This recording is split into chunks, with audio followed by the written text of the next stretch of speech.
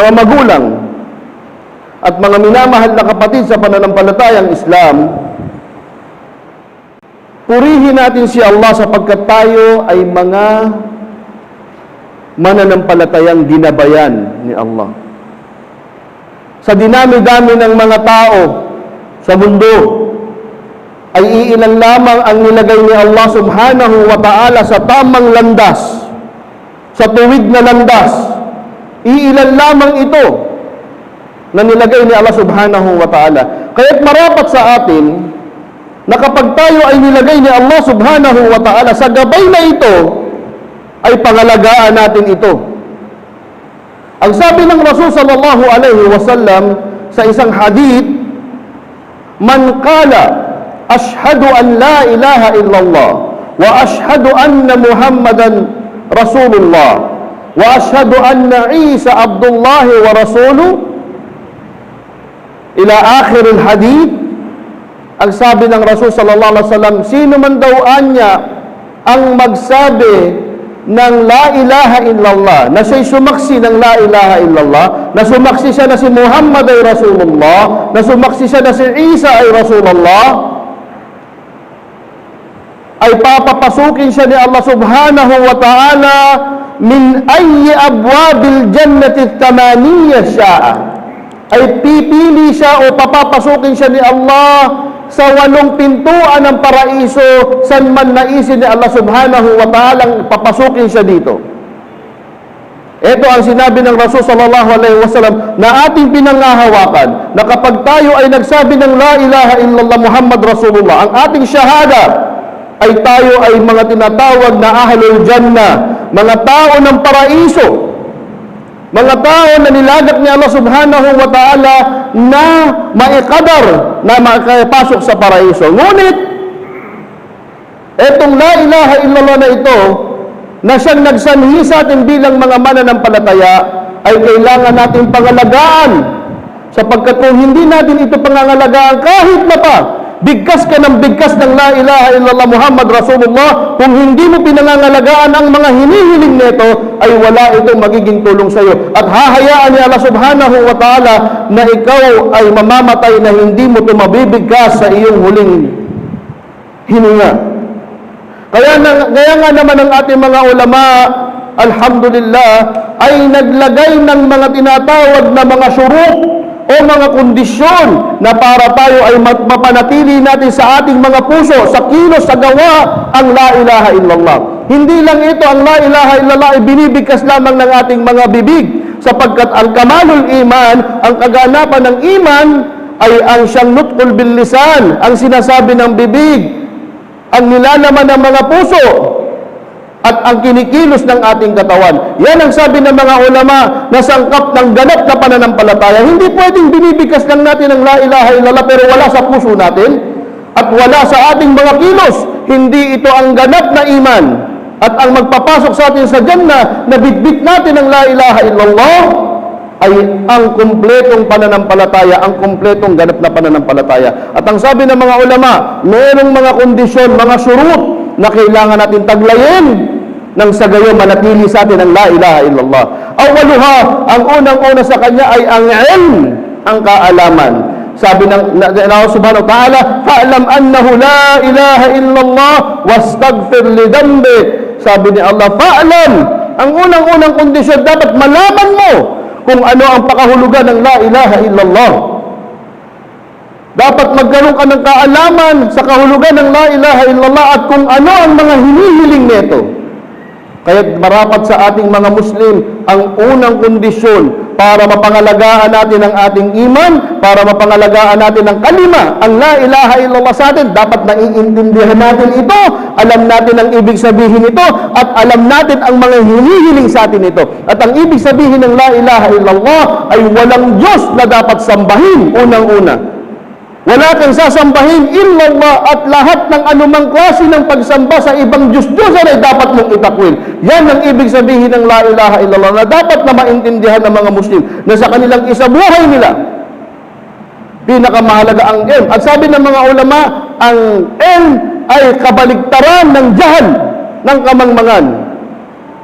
Kapag sinabi mong ikaw ay nasa kalagayan na mayroong ilm sa kalima ng la ilaha illallah, dapat kabaligtaran ko ang jahal at anumang mga gawaing jahal, anumang mga kilos na mga jahal o yung mga kilos na lumalabag sa Islam o mga kilos na ginagawa ng mga tao bago pa man dumating ang pananampalatayang Islam. Una, napakahalaga ang tinatawag na ilm. At pagkatapos ng ilm, sabi ng ating mga ulama, ay ang pagkakaroon ng tinatawag na al-yaqin. Al-yaqin, ito'y Arabic word na ang ibig sabihin ay pagkakaroon ng kasiguraduhan sa puso natin.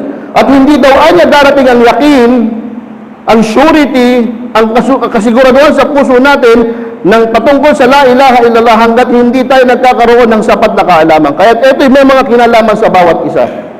Hindi darating sa puso mo na sure ka, ganap sa puso mo ang yaqin kung wala kang sapat na knowledge. Sapagkat ang knowledge na ito ang magpapatatag sa ating yakin. Sabi ni Allah subhanahu wa ta'ala, innamal mu'minuna alladhina amanu billahi wa rasulihi thumma lam yartabu wa jahadu bi amwalihim wa anfusihim fi sabilillah ulaika humus sadiqun. Sabi ni Allah subhanahu wa ta'ala, ang tunay na quality ng mananampalataya. Ang sabi, innamal mu'minun, ang mga mananampalataya, ang mga mu'min, alladhina amanu billahi wa rasul, sa sila nagsasabing may iman kay Allah sa Rasul, thumma lam yartabu, ay hindi nagkakaroon ng doubt sa kanilang mga puso. Walang doubt. Dapat full of yakin, 100% sa puso mo, wala kang duda sa existence ni Allah subhanahu wa ta'ala, sa kapangyarihan ni Allah subhanahu wa ta'ala, sa kanyang kayang gawin, wala dapat tayong duda. At paano ka magkakaroon ng walang alinlangan kay Allah? Sa pagkakaroon ng ilm al-kafi, sapat na kaalaman para matustusan na magkaroon ka ng ilm. At ang sunod, sabi ng mga ulama, meron tayong ilm, meron tayong yakin. Ang sabi ng mga ulama, dito na papasok ang tinatawag na al-qabul. Al-qabul. Al-qabul, ito yung tinatawag na pagtanggap. Tatanggapin natin ang anumang ipinag-uutos. Tatanggapin natin ang anumang batas na meron ng Islam. At hindi magkakaroon ng kabul ng pagtanggap ang ating mga puso at ang ating katawan sa mga batas ng Islam pag wala yung unang dalawa. Kapag wala yung ilm, wala yung yakin, walang kabul na mangyayari.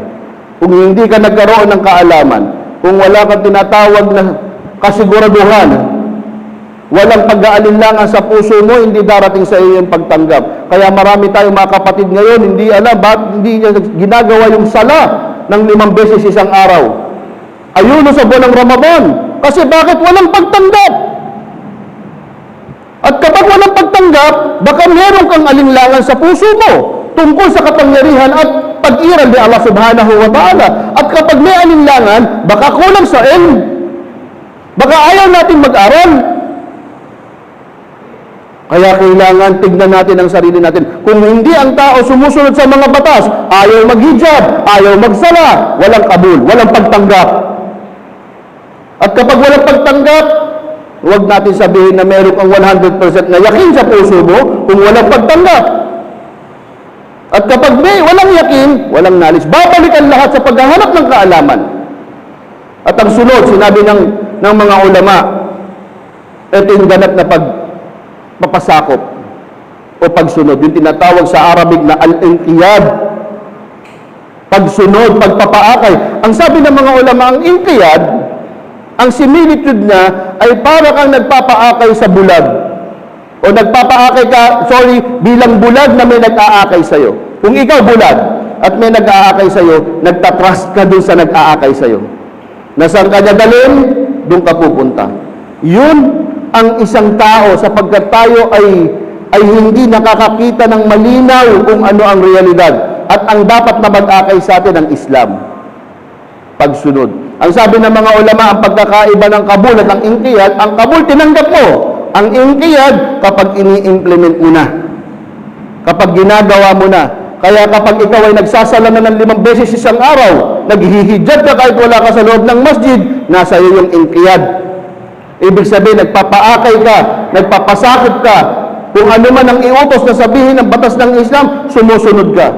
Sapagkat may inqiyad, nandun ka nagpapaakay ka. Pag may inqiyad, nandun yung kabul, tinanggap mo ang Islam, Tinanggap mo ang batas ng Islam at sigurado ang puso mo dahil ito ay nanggaling sa kaalaman, hindi nanggaling sa anumang bagay.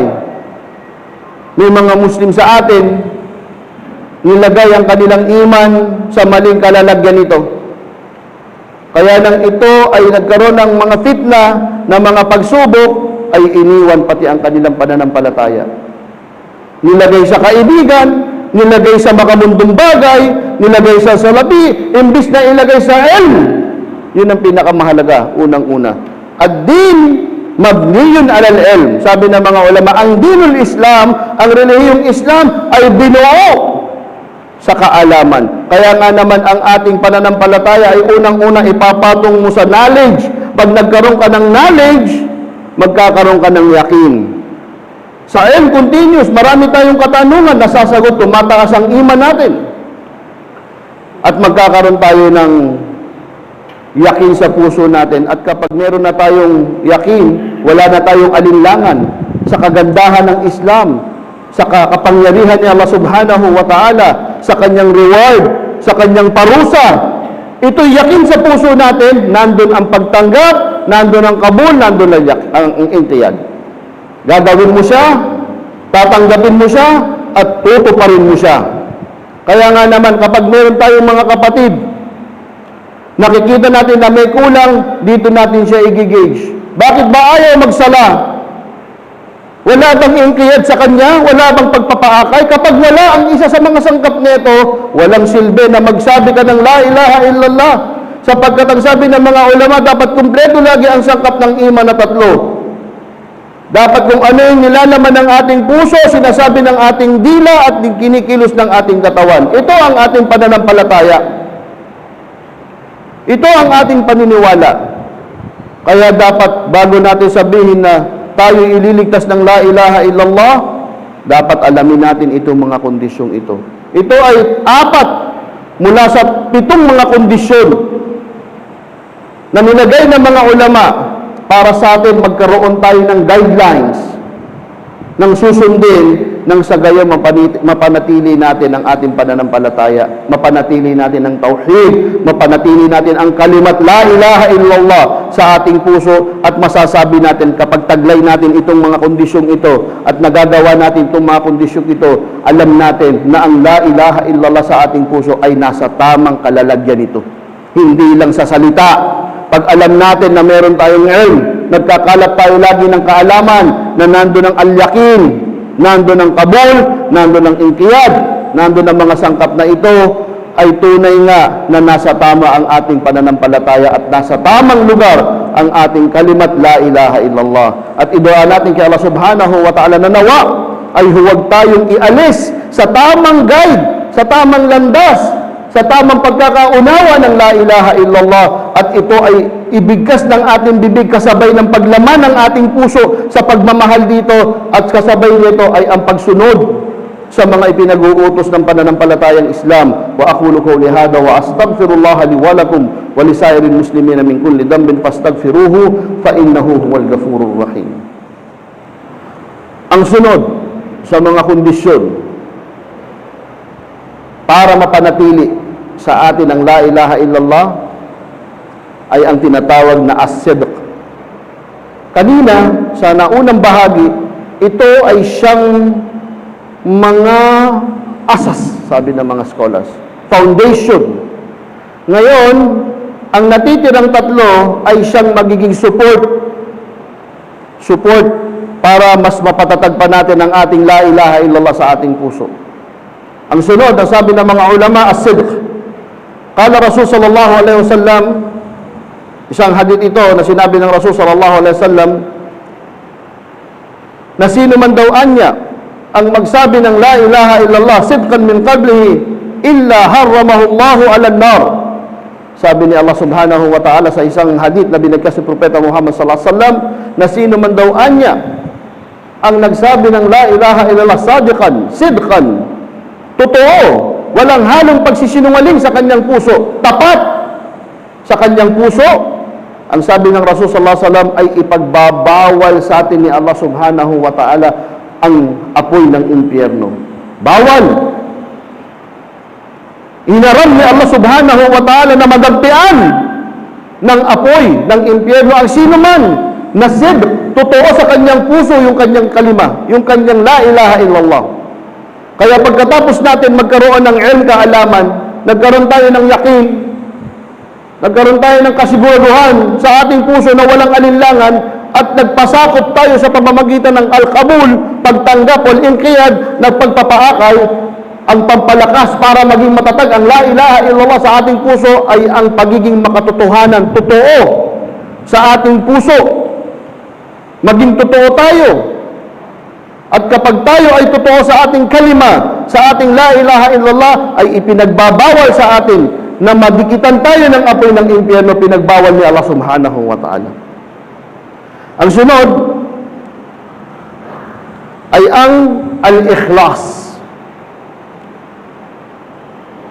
Sabi rin ng Propeta Muhammad sallallahu alaihi wasallam, al-ikhlas, man qala la ilaha illallah khalisan, ikhlas, biqalbihi, dakhala al-jannah. Sino madawaan niya ang magsabi ng la ilaha illallah na ikhlas, liwajhillah, na walang itinatambal kay Allah subhanahu wa ta'ala, na dalisay, na hangarin at intensyon sa puso niya para lamang sa ikalulugod ni Allah subhanahu wa ta'ala, dakhala al-jannah rin. So, may sidq, makatotohanan, at merong ikhlas. Ito ay ang pang-anim ang ikhlas. Kailangan totoo sa puso natin ang ating paniniwala kay Allah, kasabay nito ay dapat dalisay na tayo ay naghahangad lamang, walang iba maliban sa kaluguran ni Allah subhanahu wa ta'ala. At ang panghuli, mula sa mga kondisyon na dapat natin taglayin, mga kapatid, ito ay napakagandang babala sa atin itong pitong ito. Sapagkat ngayon pa lang na i-gauge natin ang ating sarili kung saan tayo kulang. Malalaman natin kung paano natin ilalagay yung ating sarili.